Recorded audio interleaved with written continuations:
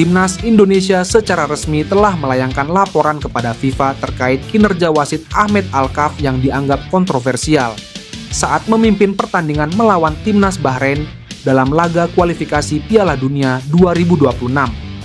Laporan tersebut berkaitan dengan keputusan Alkaf yang tidak menghentikan pertandingan meskipun waktu injury time yang ditetapkan telah habis. Menurut instruktur pelatih PSSI Hanafing, kejadian ini seharusnya dapat dicegah jika Alkaf mematuhi aturan mengenai tambahan waktu. Kasus ini sudah dilaporkan ke FIFA karena injury time sudah melewati batas. Sebelum terjadinya tendangan sudut, waktu tambahan seharusnya sudah habis dan pertandingan seharusnya dihentikan, kata Hanafing. Lebih lanjut, Hanafing tidak memberikan detail lengkap mengenai isi laporan tersebut, namun ia memastikan bahwa manajemen Timnas Indonesia sudah mengajukan protes resmi. Keputusan wasit Ahmed Alkaf pada akhirnya membuyarkan kemenangan Indonesia yang sudah berada di depan mata. Pertandingan antara Bahrain dan Indonesia yang berlangsung di Stadion Nasional Bahrain, Rifa, pada Kamis 10 Oktober 2024 berakhir imbang 2-2, setelah Bahrain menyamakan kedudukan di menit-menit akhir.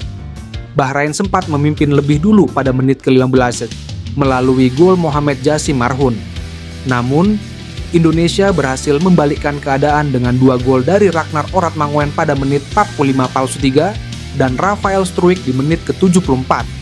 Sayangnya, Bahrain menyamakan skor di menit 99 melalui skema sepak pojok, meskipun tambahan waktu yang diberikan hanya 6 menit.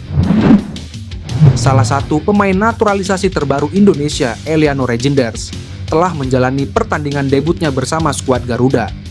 Eliano Reijnders masuk sebagai pemain pengganti untuk Timnas Indonesia di menit 46 saat melawan Bahrain di babak ketiga kualifikasi Piala Dunia 2026 zona Asia pada Kamis. Kakak Eliano Reijnders, Tijani, terlihat mendukung sang adik melalui unggahan di platform Instagram resminya. Pemain gelandang AC Milan itu menunjukkan dukungannya melalui fitur Instagram Story. Dalam Instagram Story tersebut, Tijani menangkap momen dari layar televisi saat Eliano dimasukkan ke lapangan sebagai pemain pengganti. Lebih lanjut, ia memberikan apresiasi dan ungkapan semangat kepada Eliano menggunakan emoji. Eliano telah menyebut jika Tijani sudah bersemangat untuk menyaksikan debutnya sebelum pertandingan dimulai. Pasalnya, kehadiran Eliano dalam skuad Garuda mendatangkan kisah yang menarik. Keduanya merupakan atlet sepak bola asli Belanda. Namun, mereka memiliki darah keturunan Indonesia. Hal tersebut didapatkan dari ibunya, Angelina Lekatompesi, yang berasal dari Ambon, Maluku. Tijani dan Eliano saat ini membela skuad timnas yang berbeda. Tijani bermain bersama timnas Belanda, sedangkan Eliano untuk Indonesia. Kevin Dix disebut sedang ngobrol dengan Ketua Umum PSSI, Erick Thohir.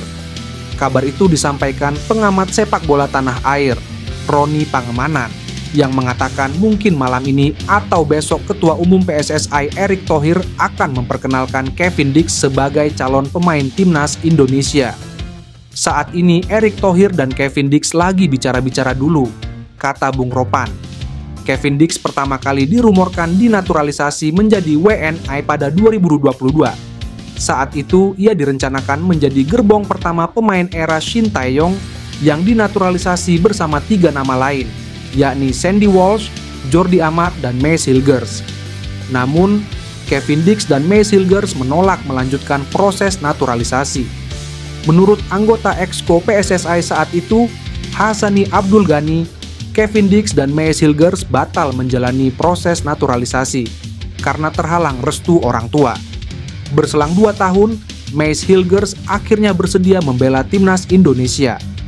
Back FC Twente itu resmi menjadi WNI pada Senin, 30 September 2024.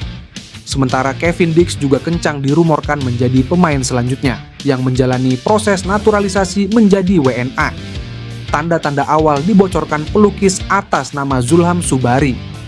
Dalam isi percakapan yang dibocorkan Zulham Subari, Kevin Dix mengaku akan terbang ke Jakarta dalam waktu dekat.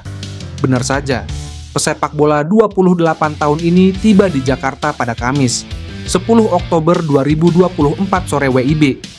Jika benar segera menjalani proses naturalisasi, Ex-pemain Fiorentina ini kemungkinan menjalani debut saat timnas Indonesia menjamu Jepang di matchday kelima grup C kualifikasi Piala Dunia 2026 zona Asia pada Jumat, 15 November 2024. Ketua Umum PSSI Erick Thohir berterima kasih kepada para pemain timnas Indonesia seusai menahan imbang Bahrain. Timnas Indonesia bermain imbang 2-2 melawan Bahrain dalam laga ketiga Grup C kualifikasi Piala Dunia 2026 zona Asia di Bahrain National Stadium, Rifa, Jumat dini hari WIB. Timnas Indonesia sebenarnya nyaris meraih kemenangan dalam laga ini. Namun, skuad Garuda gagal menang karena pertandingan diwarnai dengan keputusan kontroversial wasit. Kemenangan itu dirusak oleh wasit Ahmed Alkaf karena keputusannya yang kontroversial. Wasit asal Oman ini bahkan disebut-sebut menguntungkan tuan rumah Bahrain lewat kepemimpinannya. Keputusan yang menjadi sorotan dan tanya-tanya besar, yakni soal Ahmed Alkaf yang tidak kunjung meniup peluit akhir meski waktu sudah selesai. Padahal, perangkat pertandingan menunjukkan waktu tambahan selama 6 menit. Tetapi, hingga memasuki menit ke-90+6, Alkaf tak kunjung menyudahi pertandingan. Pertandingan masih berlanjut dan akhirnya Bahrain mendapatkan peluang melalui tendangan penjuru dan gol pun tercipta. Bahrain berhasil menyamakan kedudukan melalui gol Mohamed Marhoun pada menit ke-99.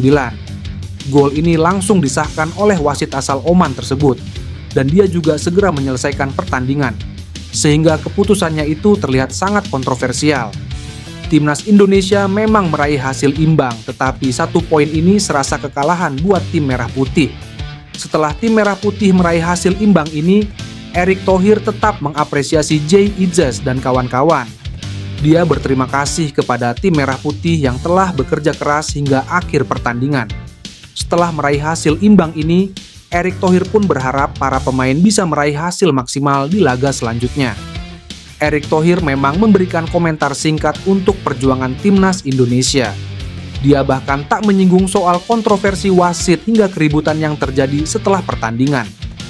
Namun, PSSI melalui anggota Komite Eksekutif Exco, Arya Sinulinga, mengaku pihaknya akan mengirim surat protes ke FIFA ataupun AFC.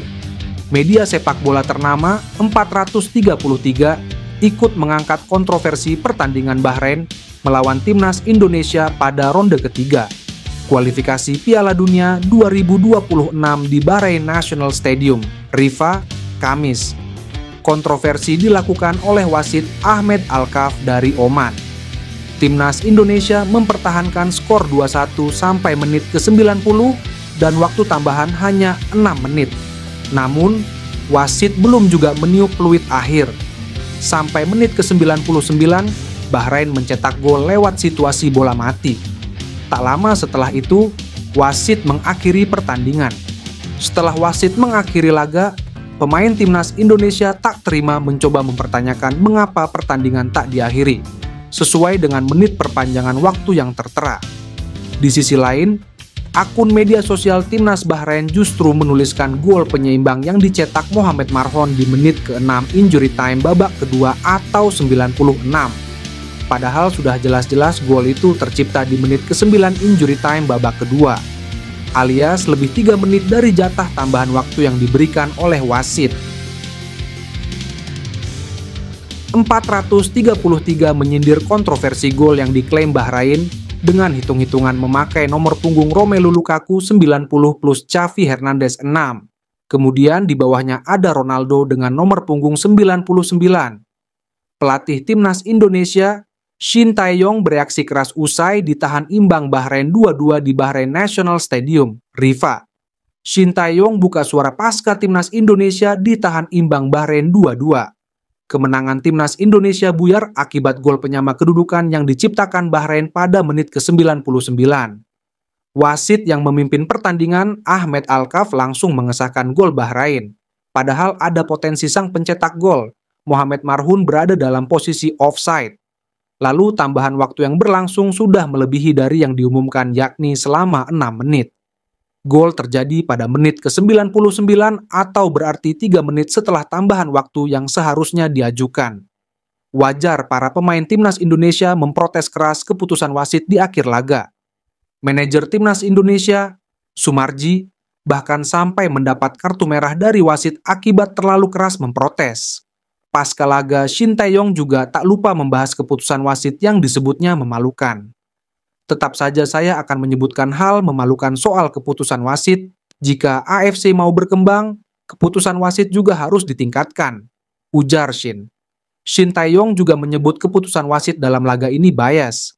Hal ini yang membuat para pemain timnas Indonesia marah-marah di akhir laga.